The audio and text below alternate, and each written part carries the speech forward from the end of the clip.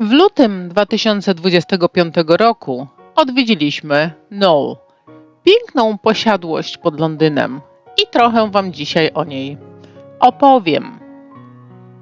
Knoll w elegancki sposób ucieleśnia swoją bogatą, wielowiekową historię, przekształcając się ze skromnego dworu w rezydencję arcybiskupów i rodziny królewskiej. Ta wspaniała rodowa siedziba rodziny Sackville jest pełna opowieści o romansach i literackich koneksjach. Poznajmy intrygującą przeszłość Knoll, aby odkryć, jak przekształciła się w niezwykłą posiadłość, jaką jest dzisiaj. Obecna budowla reprezentuje pięknie zachowany, wczesnojapoński remont średniowiecznego pałacu arcybiskupiego, wzniesionego i rozbudowanego przez arcybiskupów Canterbury, począwszy od 1456 roku, na bazie jeszcze starszego dworu.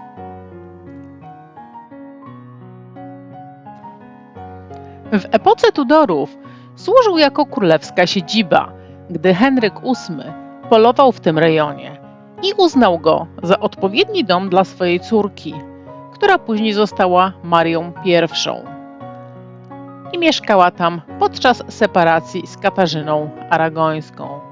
Krążą również pogłoski, że Elżbieta I złożyła tu wizytę. Dobrze jest dołączyć do historyka Jonathana Foyla na wnikliwą wycieczkę z przewodnikiem po Knoll, gdzie w filmie zatytułowanym Knoll – 5 wieków popisów opowie on o niektórych z jego fascynujących historii. Od 1603 roku Thomas Sackville przekształcił Knoll w prestiżową skarbnicę dla rodziny Sackville, wpływowych postaci na dworze. Wspaniałe salony wystawowe posiadłości zostały zaprojektowane tak, aby olśniewać gości i podkreślać bogactwo i pozycję rodziny. W ciągu ponad 4 stuleci ich potomkowie przeprowadzili 3 znaczące renowacje i remonty Knoll. W 1637 roku Frances Cranfield, hrabina Dorset, poślubiła Richarda Sackville'a, 5. hrabiego Dorset. Ten sojusz między rodzinami Sackville i Cranfield odegrał kluczową rolę w odbudowie bogactwa Sackville po wojnie secesyjnej, kiedy to sprzedano wiele dzieł sztuki i mebli z Knoll. Pozwoliło to również na włączenie kolekcji mebli i obrazów rodziny Cranfield zgromadzonych przez ojca Francis do zbiorów Knolla. Życie i osiągnięcia Charlesa Sackville'a, syna Richarda i Francis, 6. hrabiego Dorset, wywarły znaczący wpływ na dzisiejszy Knoll. Pod koniec XVII wieku Charles, pełniąc funkcję lorda szambelana Wilhelma III, nabywał luksusowe meble i tkaniny z rodu Stuartów z rezydencji królewskich. Wiele z tych przedmiotów, wciąż eksponowanych, nosi insygnia WP, oznaczające pałac Whitehall, a niektóre pochodzą nawet z czasów panowania Jakuba I oraz Karola I. Pomimo bogactwa, Charles niemal doprowadził Knoll do bankructwa. Problem ten rozwiązał jego syn Lionel, pełniąc szereg ważnych funkcji publicznych, ostatecznie zostając pierwszym księciem Dorset w 1720 roku. Wnuk Lionela, John Frederick Sackville, znany jako 3. książę Dorset, był zagorzałym mecenasem sztuki. Zgromadził kolekcję znaczących obrazów europejskich mistrzów, obok dzieł współczesnych angielskich artystów. Wiele dzieł, które zgromadził podczas wielkiej podróży po Europie, pozostaje do dziś w salonach wystawowych w tym słynne obrazy Thomasa Gainsborough i silną przyjaźń z Sir Joshua Reynoldsem. U stóp schodów stoi posąg Labacelli, tancerki, która zdobyła względy trzeciego księcia. Ich romans pod koniec XVIII wieku doprowadził do zamieszkania Labacelli w Knoll i urodzeniu syna, który tragicznie zmarł podczas służby wojskowej na Karaibach. W 1790 roku John Frederick poślubił bogatą dziedziczkę Arabellę Cope, co skłoniło do dyskretnego przeniesienia posągu Labacelli na strych. Na przestrzeni wieków Knoll nawiązało wiele ważnych powiązań z literaturą, począwszy od swojego pierwszego właściciela, Thomasa Sackville'a. Był on nie tylko wybitnym poetą, dramaturgiem i językoznawcą, ale także prawnikiem i dworzaninem.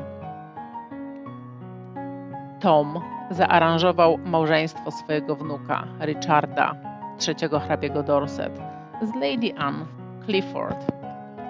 Niestety, związek ten naznaczony był nieszczęściem, co skłoniło Lady Anne do opisania trudnej relacji z niewiernym mężem i barwnego opisu życia Knoll w pamiętniku, który przetrwał do dziś. Charles Sackville, szósty hrabia Dorset, wspierał wiele wybitnych postaci literackich swoich czasów, w tym Alexandra Pope, Johna Drydena i Matthew Priora. Być może najbardziej znanym literackim Knollem jest powieść Virginia Woolf Orlando z 1928 roku, zainspirowana jej kochanką Witą Sackville West i uczuciem Wity do domu rodzinnego. Z powodu prawa pierworództwa Wita nie mogła odziedziczyć Knoll, które zamiast tego przypadło jej kuzynowi Ediemu Sackville'owi Westowi. Akcja jego własnej powieści The Ruin, czyli Ruina, rozgrywa się w fikcyjnej posiadłości Ware, przypominającej Knoll. Z czasem Sackville'owie stopniowo wycofywali się do wewnętrznych części domu, pozostawiając wiele pomieszczeń niewykorzystanych i pokrytych kurzem. Przyczyniło się to do minimalnej modernizacji Knoll i zachowania jego zbiorów. Ważność tych kolekcji została doceniona już na początku. Już w 1730 roku łóżka, gobeliny i meble były wystawiane w salonach wystawowych, gdzie pozostają do dziś. W XVIII wieku zwiedzanie wiejskich posiadłości stało się popularną rozrywką, a Knoll przyciągało znaczną liczbę zwiedzających, co odróżniało salony wystawowe od reszty rezydencji. W 1946 roku Knoll zostało przekazane National Trust do publicznego wglądu.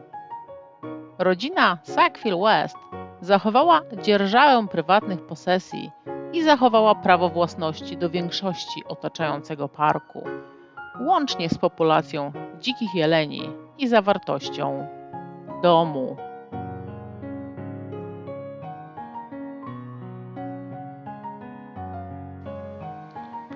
I taki oto właśnie jest Knoll, oglądany przez nas w tej chwili. Jak wspomniałam wcześniej, miejsce zamieszkiwane przez królową Marię, córkę Katarzyny Aragońskiej i Henryka VIII.